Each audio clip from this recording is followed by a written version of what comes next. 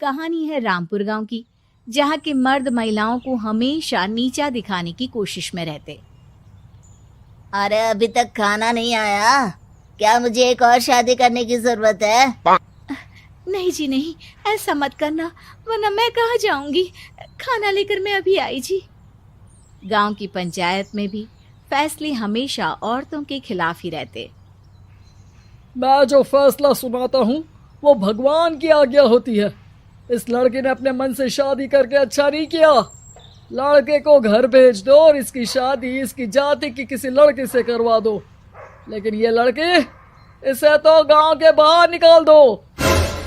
नहीं नहीं जमींदार साहब, ये क्या बोल रहे हैं? ऐसा नहीं हो सकता। मेरी बेटी मासूम है, इसे अच्छे बुरे की समझ नहीं है। अरे कहाँ जाएगी ये बेचारी? कहाँ जाएगी?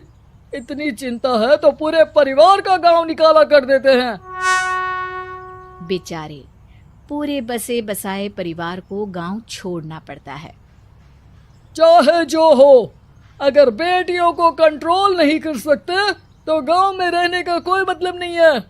यहाँ औरतों को दब कर रहना होगा। कोई भी अपने हिसाब से कुछ नहीं कर सकता, सब ईश्वर की मर्जी से ही होगा। तभी गांव का एक आदमी दौड़ा दौड़ा आता है। सरपंच साहब, जमींदार साहब, वो कालिया है ना, उसकी बेटी पढ़ने के लिए शहर जा रही है। अच्छा, ये कब हो गया? और कालिया की हिम्मत कैसे हो गई ऐसा करने की? लेकर आओ उसे और उसकी बेटी को। बस फिर क्या था, हाजिर हो जाते हैं कालिया और उसकी बेटी सरपंच के सामने। अरे कालिया, ये क्या सुनने में आ रहा है? बेटी को इंजीनियर बना रहा है तू? और ये बता, गांव में तो स्कूल नहीं है, फिर कहां से इतनी क्लास पास कर गई तेरी बेटी? राधा, जो कि कालिया की बेटी है, उसे लगता है कि सरपंच उसकी तारीफ कर रहे हैं। सरपंच जी, मैंने ऑनलाइन पढ़ाई की है, डिस्टेंस लर्निंग से। सभी में मैंने अच्छे नंबर पाए हैं, जिसे देखते हुए शहर की इंजीनियरिंग कॉलेज में मुझे स्कॉलरशिप मिली है। वाह जी वाह, क्या होती है ये? पहले तो ये बताओ, फिर आगे की बात करते हैं। पूरा गांव राधा की बात सुन रहा था और राधा बोलती जा रही थी।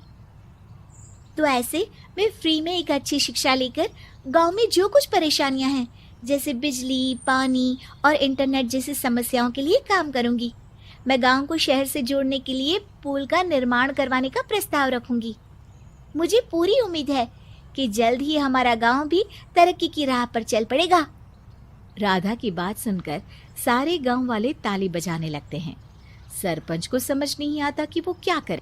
चुप रह नादान लड़की, गांव के खिलाफ जाने के लिए तुझे गांव से बेदखल कर दिया जाएगा, वो भी पूरे परिवार के साथ। और हाँ, अगर ठीक से गांव में रहना चाहती है तो ये पढ़ाई लिखाई छोड़ दे।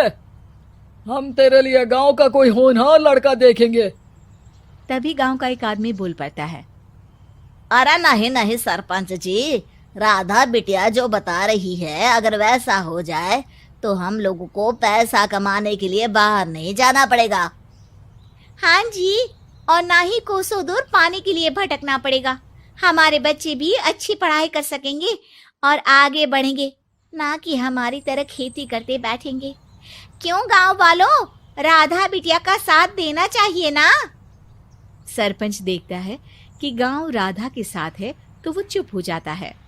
वो घर आकर अपने सलाहकार से बात करता है, जो बहुत ही चालाक किस्म का इंसान होता है। अरे सरपंच साहब, आपको बहुत ही होशियारी से काम लेना पड़ेगा। एक बार गांव तरक्की कर गया, यहाँ के बालक पढ़ लिए तो कोई ना पूछेगा आपको। और फिर ये जो बेटा और बेटी है ना आपके, इनको भी आम लोगों की तरह ही जीवन जीना होगा। हाँ, लेकिन करे तो क्या करे? वो ना आप मुझ पर छोड़ दीजिए, बस मैं जैसा बोलूं करते जाइए। अगले रोज सुबह जब गांव वाले सोकर उठते हैं तो राधा के घर के बाहर और साथ ही वो लोग जिन्होंने राधा का सपोर्ट किया था, उनके घर के आगे लाल रंग से कल आऊंगी लिखा होता है। कल आऊंगी, यह क्या होता है? अरे यह तो खून से लिखा है, लगता है कोई भूत प्रेत या चुड़ैल का साया है। चलो सरपंच जी के पास चलते हैं। सभी सरपंच के पास जाकर उसे सारी बात बताते हैं। अरे ये तो बड़ी मुश्किल की बात है। चलो मैं एक बाबा को जानता हूँ, उन्हें बुला लेता हूँ। सरपंच बाबा को लेकर गांव के घर के बाहर जाता है। ओहो, तो ये वो चुड़ैल है जो उन लोगों को निशाना बनाते हैं जो गांव को बदलने का सपना देखते हैं। वो गांव को ऐसे ही संपन्न देखना चाहती है, वो नहीं चाहती कि कोई बाहरी यहाँ का कायाकल्प करे। क्या तुम लोगों में से किसी ने गांव को बदलने की सोच रखी है? तभी राधा की माँ रोते रोते आती है। मेरी राधा घर से गायब हो गई है। अरे कोई तो बचाओ, मेरी बच्ची कहाँ गई?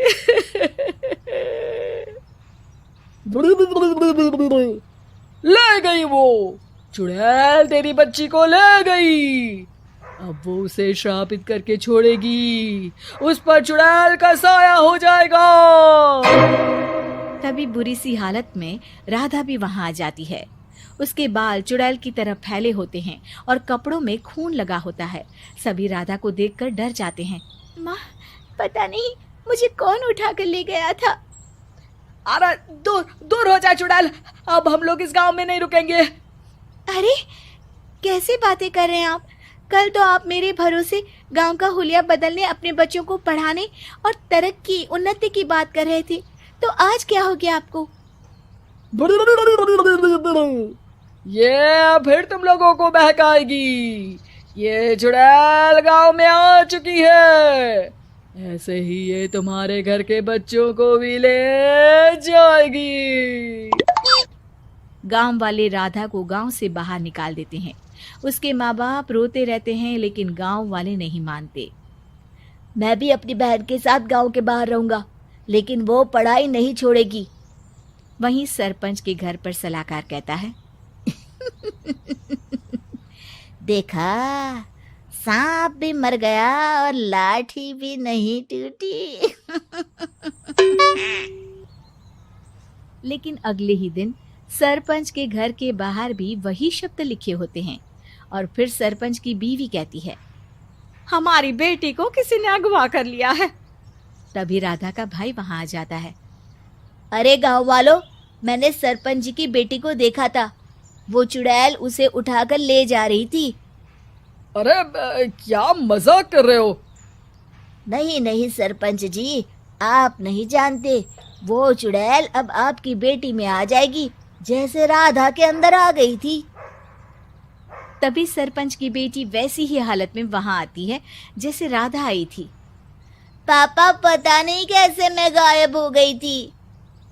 चुड़ैल, इसके अंदर भी चुड़ैल का साया है, मारो इसे। अरे नहीं नहीं, इसे भी राधा के पास गांव के बाहर ही भेज दो। अरे चुप रहो, मेरी बेटी कहीं नहीं जाएगी और चुड़ैल वुड़ैल कुछ नहीं होता है। अरे कैसे बात कर रहे हो सरपंच जी?